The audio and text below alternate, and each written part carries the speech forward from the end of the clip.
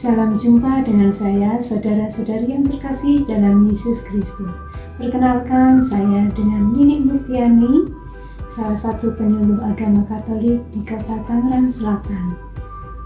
Dalam kesempatan ini, saya ingin membawakan sebuah pewartaan tentang purgatorium atau api penyucian. Kali ini kita akan belajar mengapa Gereja Katolik mengajarkan tentang adanya purgatorium atau api penyucian bagi jiwa-jiwa yang sudah meninggal. Pada dasarnya, ketika seorang manusia meninggal dunia, dia memiliki dua pilihan. Yang pertama, dia akan masuk langsung ke dalam surga yang sifatnya kekal. Artinya, pilihan ini ketika jiwa ini meninggal dalam rahmat, hubungan, dan persahabatan dengan Allah.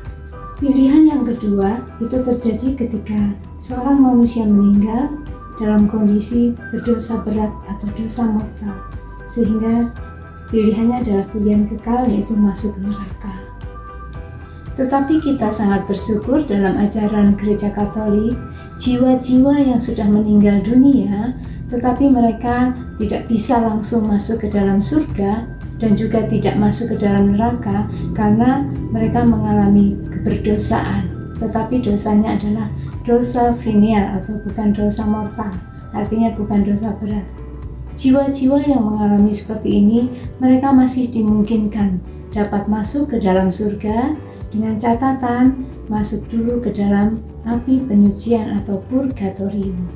Jiwa-jiwa yang mengalami masuk ke dalam purgatorium ini adalah mereka yang mengalami keberdosaan tetapi masih bisa dimaafkan atau diampuni, sehingga mereka perlu disucikan, perlu dimurnikan sebelum mereka layak masuk ke dalam kerajaan surga.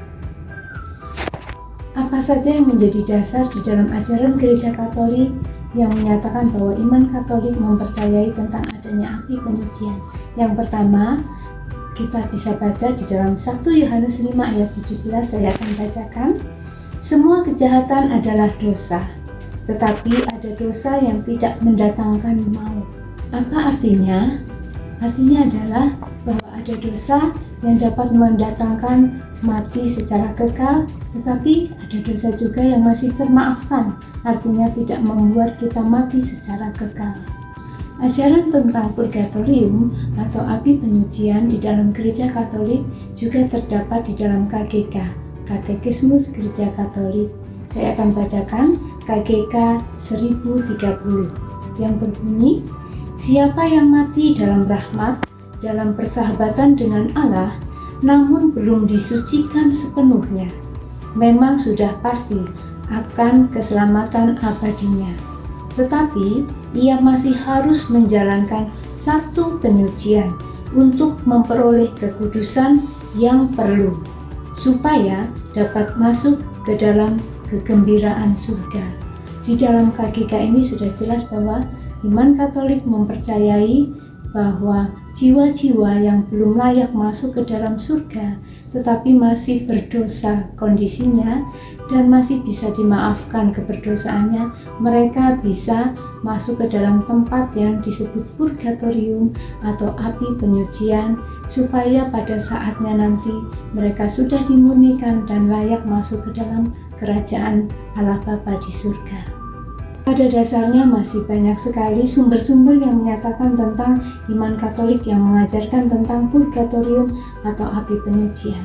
Nah, kita yang masih hidup di dunia ini, apakah kita masih bisa mengupayakan hidup kudus sehingga ketika nanti kita dipanggil Tuhan, kita layak masuk ke dalam kerajaan surga secara langsung tanpa harus masuk ke purgatorium? Tentu saja jawabannya bisa. Bagaimana supaya bisa? Maka kita harus hidup dengan mengupayakan kekudusan. Caranya ada banyak cara. Salah satunya adalah kita bisa memanfaatkan sarana yang diberikan oleh gereja, yaitu sering-sering menerima sakramen pertobatan. Cara-cara yang lain yaitu kita juga bisa memohon kepada Tuhan supaya kelak kita bisa diluputkan dari api penyucian. Bahkan kita juga bisa menggunakan sarana yang diberikan oleh gereja dengan menerima indulgensi. Kita juga bisa banyak berbuat kasih sebagai wujud iman kita kepada Kristus yang penuh kasih.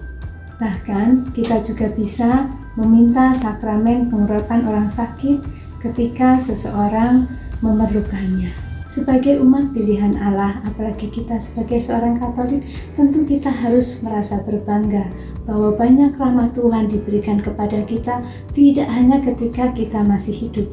Bahkan ketika kita sudah meninggal dunia pun Tuhan masih memberikan rahmat pengampunan.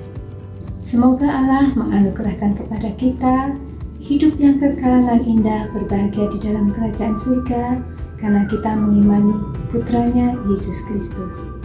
Terima kasih. Shalom.